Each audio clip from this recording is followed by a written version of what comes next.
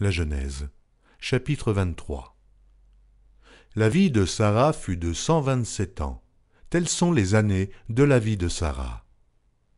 Sara mourut à Kirjat-Arba, qui est Hébron, dans le pays de Canaan. Et Abraham vint pour mener deuil sur Sara et pour la pleurer. Abraham se leva de devant son mort et parla ainsi au fils de Heth. « Je suis étranger et habitant parmi vous.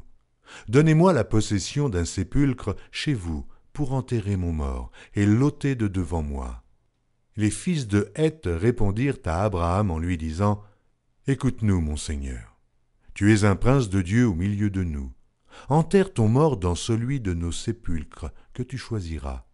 Aucun de nous ne te refusera son sépulcre pour enterrer ton mort. » Abraham se leva et se prosterna devant le peuple du pays, devant les fils de Heth. Et il leur parla ainsi.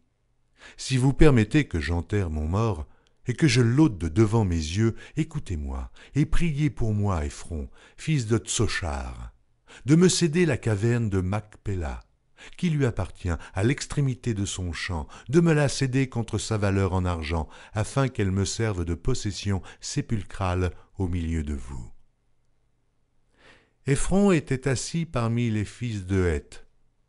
Et Éphron le Héthien répondit à Abraham en présence des fils de Heth et de tous ceux qui entraient par la porte de sa ville. « Non, mon Seigneur, écoute-moi. Je te donne le champ.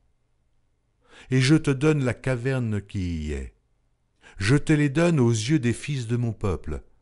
Enterre ton mort. » Abraham se prosterna devant le peuple du pays. Et il parla ainsi à Éphron en présence du peuple du pays. « Écoute-moi, je te prie. Je donne le prix du champ. Accepte-le de moi, et j'y enterrerai mon mort. » Et Éphron répondit à Abraham en lui disant « Mon Seigneur, écoute-moi. Une terre de 400 cycles d'argent, qu'est-ce que cela entre moi et toi? Enterre ton mort. » Abraham comprit Éphron, et Abraham pesa à Éphron l'argent qu'il avait dit, en présence des fils de Heth, 400 cycles d'argent ayant cours chez le marchand. Le champ d'Éphron à Macpéla, vis-à-vis de Mamré, le champ et la caverne qui y est, et tous les arbres qui sont dans le champ, et dans toutes ses limites d'alentour, devinrent ainsi la propriété d'Abraham aux yeux des fils de Heth et de tous ceux qui entraient par la porte de sa ville. Après cela, Abraham enterra Sara, sa femme, dans la caverne du champ de Macpéla, vis-à-vis de Mamré, qui est Hébron, dans le pays de Canaan. Le champ et la caverne qui y est demeurèrent à Abraham comme possession sépulcrale, acquise des fils de Heth.